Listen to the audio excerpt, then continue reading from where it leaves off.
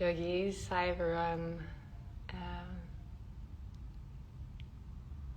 I am on here to talk about my experience these past 7 days. I've had so many questions, so much interest, so much curiosity over the past 7 days as I journeyed through Panchakarma. So I thought I would jump on here and share my experience. If anyone wanted to ask a question, they can. Otherwise, I'll just riff a little on my whole experience, which was nothing short of magic. Incredible, so good, and highly recommend it. So why did I get into it? Why did I do it? It was all kind of divine timing. The team here at Flow had gifted me for my birthday a gift voucher for an Abhyanga massage at the Ayurvedic Wellness Centre. So I've been there before many years ago and established a relationship with Rita, the owner. Beautiful human. But I just hadn't been in many years. And since then, they had a fire in the kitchen. They basically had to renovate the whole place, and they had COVID. So I just kind of lost touch. Lots happened for them, lots happened for me, and then divinely guided back with this beautiful gift from the Flow team. And the moment I stepped in the doors there, I was like, this feels like home. It's this house, and you feel really comfortable, and everyone's really welcoming and inviting. And I had been mentioning, after my beautiful massage, that I was feeling very low energy and very lethargic, very tired, just not myself, just completely sort of out of whack. And the point where I decided I need to shift and I needed to do something was when I noticed myself being really impatient with Alice. And Alice is my daughter. She's 4 years old. And 4-year-olds require a lot of energy to play with. She likes doing a lot of role playing at the moment. Mummy, play this with me. Or rather, she's bossing me around into how to play, and that's fine. But I just found myself not wanting to play, and I found myself really impatient and really snappy. And I don't want to be that kind of mum. I want to be able to work and be of service in doing what I do and love the most, which is being in this room and holding space. As well as be a really present mother. I'm really lucky that I still get to spend a lot of time with Alice. So something had to shift, something had to change. And Rita suggested, why don't you do Panchakarma? That's this, 7-day detox. And I felt really pulled, and I learned more about it. So first of all, what is Ayurveda? Ayurveda is the word itself. Ayur is life. And Veda is knowledge or science, so it's the science of life. And from my understanding, it is this ancient Indian medical system, basically. And within it, there is like a belief that imbalances in our constitutions, and we all have different constitutions. We're all made up of certain different constitutions. When there are imbalances, and there are imbalances in the mind and the body, and our doshas are imbalanced, it creates toxicity in the body. They refer to toxicity in the body as ama, and ama can get stuck. And so that's the reason I can be experiencing fatigue and lethargy and this lacking of energy. And so it was a big commitment. I basically had to clear that day. I sat down with Rita. She's like, let's do it as soon as possible. And it wasn't rational at all for me to clear the next week. It didn't feel doable, but I had such a strong pull, and I like to practice as often I can surrender, and surrender has literally saved my life. So I like to practice that surrender to the divine whenever I get a strong pull like that. So I ended up clearing a lot of space in that next week, and luckily, as what can happen a lot when we follow that divine calling, things just fell into place. Only had a couple of my classes to cover, thanks to my beautiful teachers, the Flow team at Flow, who helped me out with that. Andrew for helping me at home and doing a little more daddy daycare when I went off to Panchakarma every day. And so it's a commitment. I was in there for 3 hours every day for 7 days. And then the suggestion is around that is to create space as well. So I still did my other work commitments, but I made sure I was going at it at ease. And if you ever do this experience, which I hope you get the chance to, I would plan lots of free space around your treatment, so you're not rushing, so you're not having to do much. Ideally, you take the whole week off work, which I would probably intend to do next time.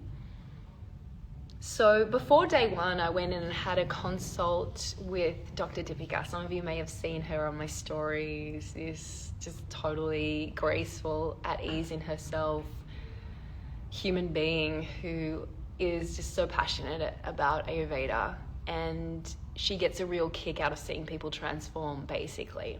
And she was with me the whole journey, every day, checking in, making sure I was okay. Anyway, in this initial consult, it was so deep and it was so thorough. Never have I been with a doctor and they ask so many questions. I didn't just tell her my symptoms of being stressed, fatigued, lethargic. She went into the whole history of my life. She asked some deep, deep questions. Like, we went deep very, very quickly. And that in itself felt very cathartic and experience, just that first consultation the day before I started. And I got quite emotional in some of the things that I was talking about, and I just never felt judged by her. I felt completely held, and I felt completely at ease because she is so in ease herself. So that was the consultation, and then from there she basically she prescribed to me a series of treatments over 7 days. So as I mentioned, over the 7 days, I'm in the house there for 3 hours a day. And depending on my dosha and the imbalances, she'll prescribe the treatments based on that. So you can go to my stories highlights and look under Panchakarma, and every day I highlight, the treatments that I'm getting, and I'll highlight kind of one a day. So you can go back and refer to all of those, but they're just incredible, beautiful treatments, lots of them involving a lot of hot oil on your body. It was perfect timing. This time of the year apparently is an awesome time to do Panchakarma. And I would just come out of those treatments, go into the little meditation room, and I'd sit. So every day there's no skipping meals. You eat all of your meals. In the beginning of the day, I would have porridge because that's good for my dosha and easily digested. And again, what's good for me isn't necessarily good for you. I don't know. I'm not an Ayurvedic doctor. You'd have to find out yourself. But I would have porridge every morning. And then for lunch after my treatment, if I was there in the morning, I'd have my lunch after my treatment, and the doctor would bring me my every day I had khichdi for lunch. So lunch is to be my main meal, my biggest meal for the day. And I'd have this beautiful tray brought into me in the meditation room. It's, it's all dim and this beautiful soft music playing. My khichdi would come in. I'd have like petals all around my food. It was just like this completely held, gorgeous experience.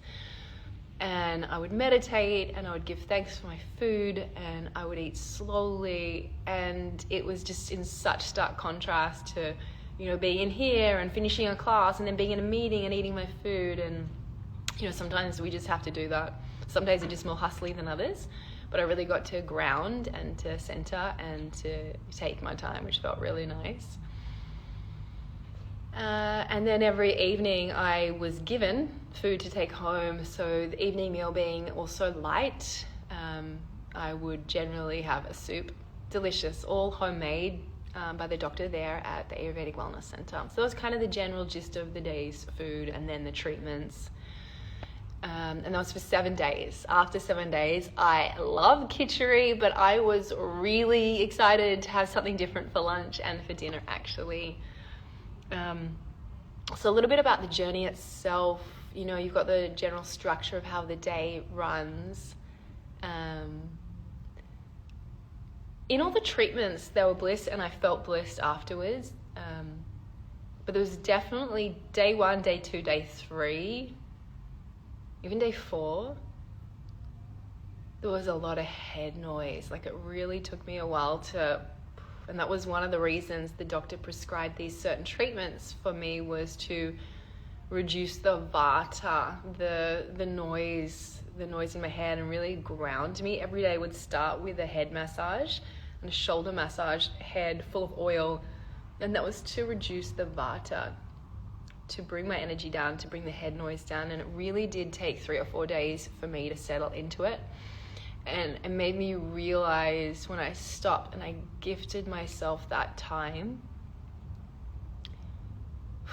it made me realize how busy my mind had been. And, you know, recently there's been some big changes. 10 years at Flow, and I kind of made a decision to alter certain things of what I'm doing here, and to be able to make space to be more creative and work on more creative projects, which I'm really excited about. So again, this came at such divine time. And yeah, that head noise took a real long time to settle. It really did. And then by about end of day 4, day 5, I got it. I started to really drop in. I started to really ground. I started to feel like I haven't felt for a really, really, really long time. And I started to really get into the flow of it and notice all of the benefits.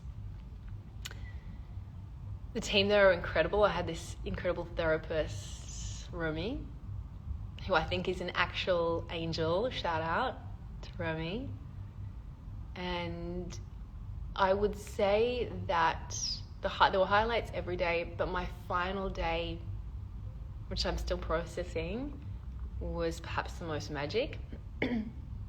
And I'm going to let you in a little bit on what went on for me now that I have had a little more time to process it. On that 7th day, I probably couldn't put it into words, and probably wise not to as I'm processing it.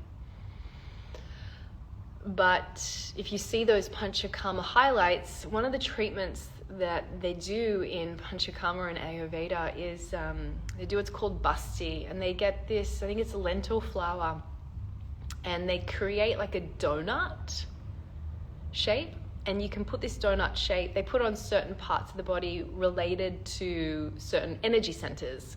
So I think on the 1st or 2nd day I had one down at my lower back to correlate with my base chakra or energy center, and then I had one up here in between the shoulder blades to correlate with the throat chakra. And the idea is that this basti, and you know, it's this donut shape that they create like a dam wall, and then into the wall they pour hot, soothing oil. So not only is it a beautifully enriching experience, but it's meant to bring out emotions. It's meant to bring things out from those energy centers.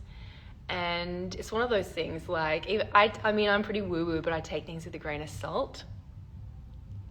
This treatment is freaking epic. Like, I can feel energy moving through my body. And when it does, it's almost like this worm sort of thing moving through my body. Like, I'm quite familiar with that. And I felt that on the table as this oil was sort of continuously, or not continuously, but every once in a while being poured onto that donut. I could feel the energy moving. And so on this final day, I had a heart basti. And beautiful Romy actually had made it into the shape of a heart, the donut into the shape of a heart. And she'd said to me, like, every treatment with her felt more like a ceremony. And she looked me in the eyes and she said, and I'm getting emotional thinking about it. And she said, set an intention for this. I really want you to think about what you want to come from here, what you want to release. And so I'll let you in. I just wanted to release shame. I wanted to release shame. And, you know, even 2 years into recovery from an ED, that part of my life, I still hold a lot of shame. And shame was the one thing that fed that illness. It fed it. It grew it. It kept it strong. It kept its grip on me. And interestingly enough, as the process began, I was guided visually back to a moment in time when I was a kid. And I was in probably year 5, maybe year 6. And I was on tuck shop duty. And I actually stole money from the tuck shop. And, you know, it was probably $4, $6, I don't know.